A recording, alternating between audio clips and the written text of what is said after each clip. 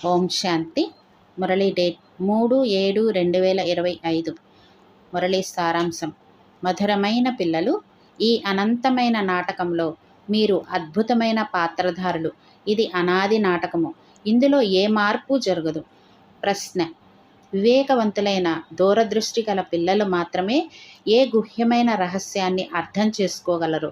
జవాబు: మూలవతనం నుండి మొదలుకొని మొత్తం డ్రామా యొక్క ఆది మధ్యాంతాల గుహ్యమైన రహస్యం ఏదైతే ఉందో అది దూరదృష్టి గల పిల్లలు మాత్రమే అర్థం చేసుకోగలరు.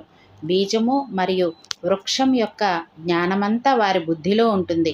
వారికి తెలుసు, ఈ అనంతమైన నాటకంలో ఆత్మరూపీ పాత్రధారి ఈ వస్త్రాన్ని ధరించి ఏ పాత్రనైతే అభినయిస్తుందో అది సత్యయుగం నుండి మొదలుకొని కలియుగం వరకు పాత్రను అభినయించాల్సి వస్తుంది. ఏ పాత్రధారి కూడా మధ్యలో తిరిగి వెళ్ళలేరు. పాట: నీవు నిద్రించి రాత్రిని పోగొట్టుకున్నావు.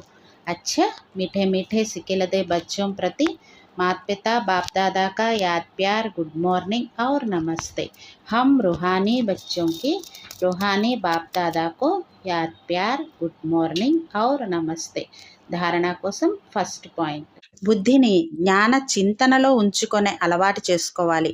ఎప్పుడు సమయం లభించినా ఏకాంతంలోకి వెళ్ళి విచారసాగర మంథనం చెయ్యాలి. తండ్రిని స్మృతి చేసి సత్యమైన సంపాదనను జమ చేసుకోవాలి. సెకండ్ పాయింట్: దూరదృష్టి కలవారిగా అయ్యి ఈ అనంతమైన నాటకాన్ని యథార్థ రీతిలో అర్థం చేసుకోవాలి. పాత్రధారులందరి పాత్రను సాక్షిగా చూడాలి. వరదానం: మధురత వరదానం ద్వారా సదా ముందుకు వెళ్ళే శ్రేష్ఠ ఆత్మభవ.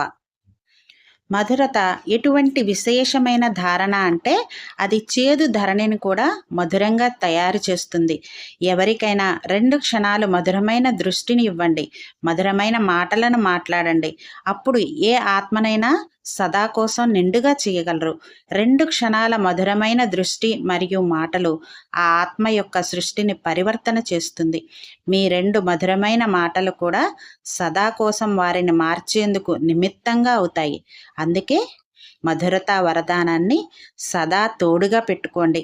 సదా మధురంగా ఉండండి మరియు సర్వులను మధురంగా తయారు చేయండి.